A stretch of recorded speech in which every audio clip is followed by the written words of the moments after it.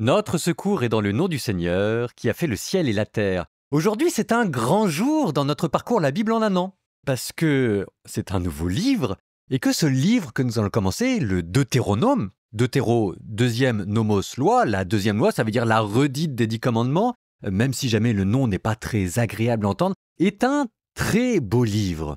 On va commencer à se rapprocher dangereusement du Nouveau Testament à travers le Deutéronome. Bon, je pourrais multiplier, mais vous avez compris l'importance du Deutéronome, qui est un livre relativement lumineux.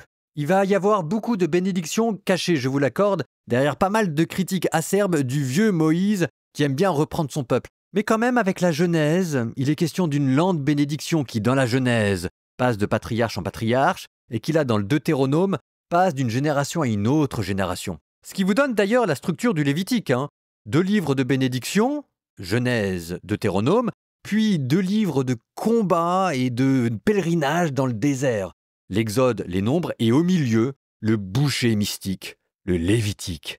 Souvenez-vous de cette vision du jubilé. Et le Deutéronome est peut-être le livre le plus émouvant de la Torah en entier, parce qu'en fait, c'est le discours d'adieu de Moïse. En face de la nouvelle génération qui en a marre du vieux et qui ne demande qu'une seule chose, c'est qu'on lui fiche la paix pour qu'elle rentre dans la terre promise et fonde une famille, le vieux Moïse va leur donner son discours d'adieu. Et ça vous donnera naissance à une autre tradition que vous retrouverez dans le Nouveau Testament. Jésus, avant de quitter ses disciples, qui va leur donner aussi un long discours d'adieu dans l'Évangile selon saint Jean. Mais là, on est dans le Deutéronome, et ça va pas durer 5 chapitres, ça va durer 32 chapitres. Un sermon de 32 chapitres. Oh là là, rassurez-vous, ça va être très beau, en fait. Ça va être un des premiers traités de spiritualité du monde religieux et chrétien. Et alors d'ailleurs, même dans la structure, vous verrez, c'est amusant, ça respecte les principes que moi, on m'avait enseignés au séminaire. Donc on va commencer par les grands principes, et d'ailleurs, au tout début du grand principe, on va vous parler de la terre promise. Derrière la terre promise, il y a la question du paradis, et derrière la question du paradis, il y a la question du bonheur, et derrière la question du bonheur, il y a la question de notre vocation, et on commence par vous rappeler le grand principe de la morale chrétienne, la vie éternelle, le bonheur, le paradis. Sauf que là, tout de suite, on est avec Moïse et on ne peut pas s'empêcher de se souvenir que ça s'est mal passé.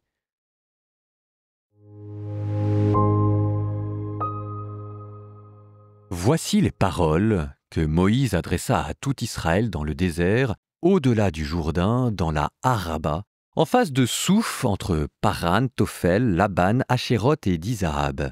Du mont Horeb à Kadès-Barnéa, il y a 11 jours de marche par la route du mont Séhir. Or, en la 40e année après la sortie d'Égypte, le premier jour du 11e mois, Moïse parla aux fils d'Israël.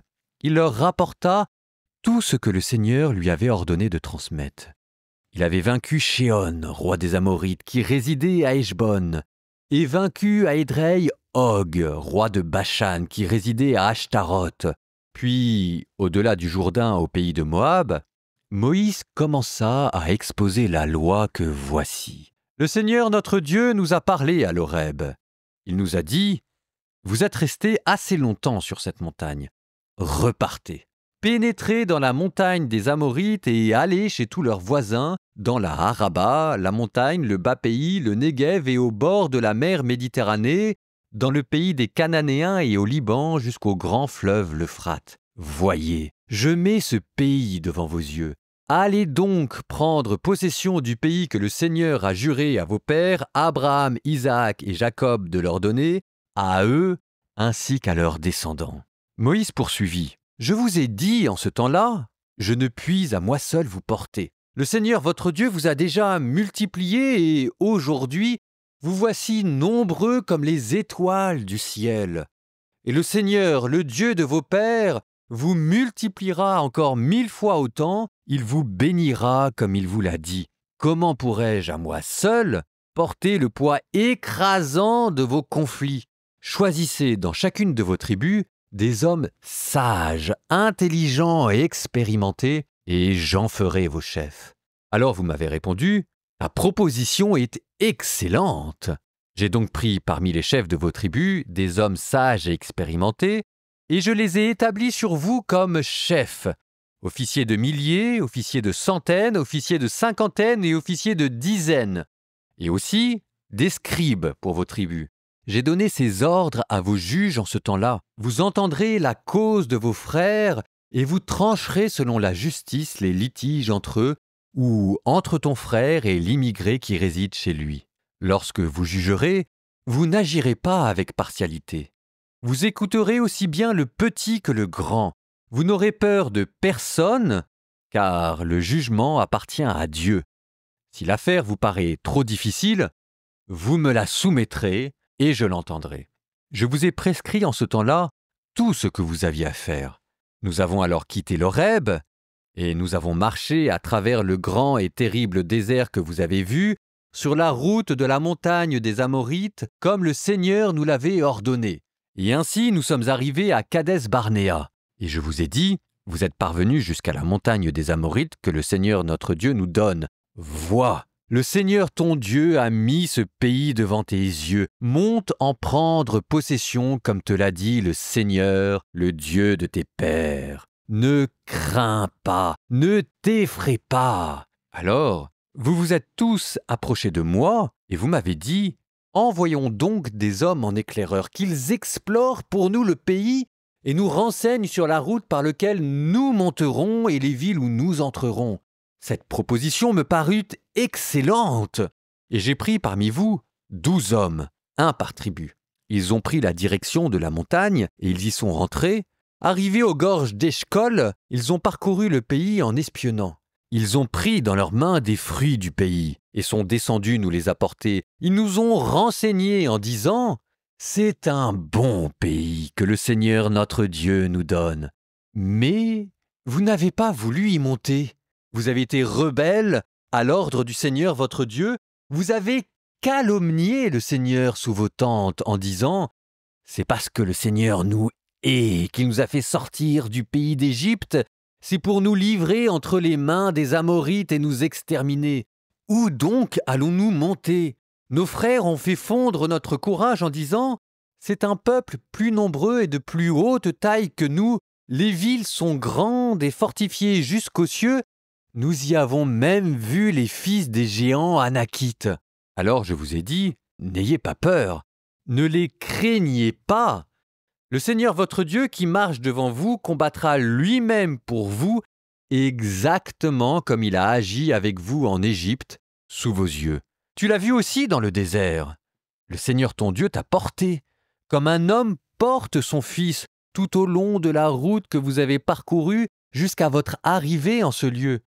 Et malgré cela, vous n'avez pas mis votre foi dans le Seigneur votre Dieu, lui qui marchait devant vous sur la route pour chercher le lieu de vos campements. Il était dans le feu durant la nuit pour éclairer vos pas sur le chemin, et dans la nuée durant le jour. Alors le Seigneur a entendu le bruit de vos paroles. Il s'est irrité et il a déclaré sous serment, « Pas un seul de ces hommes, personne de cette génération mauvaise ne verra le bon pays que j'ai juré de donner à vos pères, à l'exception de Caleb, fils de Yéphuné, lui il le verra. À lui je le donnerai, ainsi qu'à ses fils, ce pays qu'il a foulé. Car lui a suivi le Seigneur sans réserve. Même contre moi, le Seigneur s'est mis en colère, à cause de vous. Il a dit, « Toi non plus tu n'y entreras pas. » Mais Josué, fils de Noun, qui se tient à tes côtés, lui y entrera. Affermis-le, car c'est lui qui conduira Israël dans son héritage. Et vos enfants, dont vous disiez qu'ils seraient pris en butin, vos fils, qui ne savent pas encore discerner le bien du mal, eux, ils y rentreront. C'est à eux que je donnerai le pays, c'est eux qui le prendront en possession. Quant à vous, faites demi-tour, partez au désert en direction de la mer des roseaux. Alors vous m'avez répondu, nous avons péché contre le Seigneur. Eh bien, nous montons, combattons, exactement comme le Seigneur notre Dieu nous l'avait ordonné. Chacun s'est mis en tenue de combat, et vous avez pensé qu'il était facile de prendre la direction de la montagne et d'y monter. Mais le Seigneur m'a déclaré, tu leur diras, ne montez pas, n'allez pas au combat, car je ne suis pas au milieu de vous. Ne vous mettez pas en condition d'être battus par vos ennemis. Je vous ai parlé, mais vous n'avez pas écouté. Vous avez été rebelles à l'ordre du Seigneur. Vous avez été présomptueux. Vous avez pris la direction de la montagne et vous y êtes montés, mais les Amorites qui habitent cette montagne sont sortis à votre rencontre et comme un essaim d'abeilles, ils vous ont poursuivis et ils vous ont mis en pièces de Séhir jusqu'à Horma. À votre retour, vous avez pleuré devant le Seigneur, mais le Seigneur n'a pas écouté votre voix, il ne vous a pas prêté l'oreille. Alors vous êtes restés à Kadès pendant de longs jours, pendant autant de jours que vous y aviez séjourné auparavant.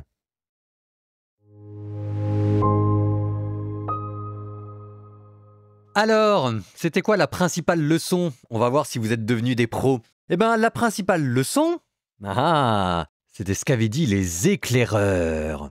Ce premier discours, c'est une sorte de cratère. Regardez qui parle successivement. Il y a d'abord Dieu, puis on s'enfonce, Moïse, le peuple, et tout au fond du cratère. Les éclaireurs qui parlent, et ensuite on remonte la pente. C'est le peuple qui reprend la parole, puis Moïse, puis Dieu. Et entre les deux pentes, il s'est passé quelque chose, parce qu'au début, Dieu disait « on y va », à la fin dira « on fait demi-tour ». Au début, Moïse disait « j'en peux plus, j'ai besoin d'aide », on lui donne 70 anciens, puis ensuite il dit « j'en peux plus, j'ai besoin d'aide », et Dieu lui dit « y en a marre, je te donne un successeur, ce sera Josué ». Et puis après, vous aviez le peuple qui parlait pour dire « c'est génial, envoyons des éclaireurs », et après qui vous dit « c'est horrible, il faut qu'on retourne vu ce que nous ont dit les éclaireurs ». Donc, qu'est-ce qu'ont dit les éclaireurs? Eh bien, au milieu de tout ce beau discours, voilà ce qu'ont dit les éclaireurs. C'est un beau pays que Dieu nous donne. Et ce qui est venu après, « oh, ils sont trop forts, ils sont trop hauts, c'est des géants, etc. » Ça, c'était un prétexte. C'est venu après. Sous-entendu, il n'y avait aucune raison de refuser de rentrer dans la terre promise. Que la peur des Anakites, c'était un prétexte, le fond du fond de l'affaire. Pourquoi ils ne sont pas rentrés dans la terre promise? C'était pour le plaisir de se révolter contre Dieu. Ce qui explique en fait pourquoi est-ce que tout au long de ce discours, vous avez le mot de rebelle qui est revenu. La vérité, c'est que ce peuple est un peuple de rebelles. Point à la ligne, c'est pas la peine de chercher d'autres explications. Le peuple que vous avez devant vous, ce sont bien les descendants d'Adam, qui lui aussi vivait dans la terre promise et qui n'avait aucune raison de se rebeller, ce qui n'a pas empêché de choisir de quitter cette terre promise. Alors là, vous me direz, mais Moïse, il s'adresse à une nouvelle génération qui n'a pas vécu tout ça, c'est pas elle qui s'est rebellée. Je suis d'accord, mais vous savez, on la fait pas à un vieux singe. Et la nouvelle génération est rarement meilleure que l'ancienne. Mais ce qu'il y a de très beau, c'est que derrière la critique de Moïse, il y a un encouragement caché. Parce qu'en même temps qu'il les traite de rebelles, il poursuit en leur disant « N'ayez pas peur. N'ayez pas peur car c'est Dieu qui va combattre pour vous. » Et ça, si vous voulez, ça nous amène d'un discours d'adieu à un autre discours d'adieu. Du discours d'adieu de Moïse au discours d'adieu de Jésus, qui lui aussi dira « N'ayez pas peur, moi je suis avec vous. » La manière dont Jésus nous console, c'est en nous promettant l'assistance de l'Esprit Saint. Ici, la manière dont Moïse encourage, c'est en rappelant que, regardez, cette phrase-là qui est extraordinaire quand même. Lui qui marchait devant vous sur la route pour chercher le lieu de vos campements. Dieu qui prend soin de nous. Il était dans le feu durant la nuit pour éclairer vos pas. Il est là dans nos ténèbres. Et dans la nuée durant le jour. Il est le mystère de notre bonheur quand tout va bien. Ah, ça commence très fort, Petite transition poétique. Psaume 33, deuxième partie. Venez mes fils, écoutez-moi, que je vous enseigne la crainte du Seigneur. Qui donc aime la vie et désire les jours où il verra le bonheur? Garde ta langue du mal et tes lèvres des paroles perfides. Évite le mal, fais ce qui est bien, poursuis la paix, recherche-la. Le Seigneur regarde les justes, il écoute attentif à leurs cris. Le Seigneur affronte les méchants pour effacer de la terre leur mémoire. Le Seigneur entend ceux qui l'appellent. De toutes leurs angoisses, il les délivre. Il est proche du cœur brisé, il sauve l'esprit abattu. Malheur sur malheur pour le juste, mais le Seigneur chaque fois le délivre. Il veille sur chacun de ses os. Pas un ne sera brisé. Le mal tuera les méchants. Ils seront châtiés d'avoir haï le juste. Le Seigneur rachètera ses serviteurs. Pas de châtiment pour qui trouve en lui son refuge.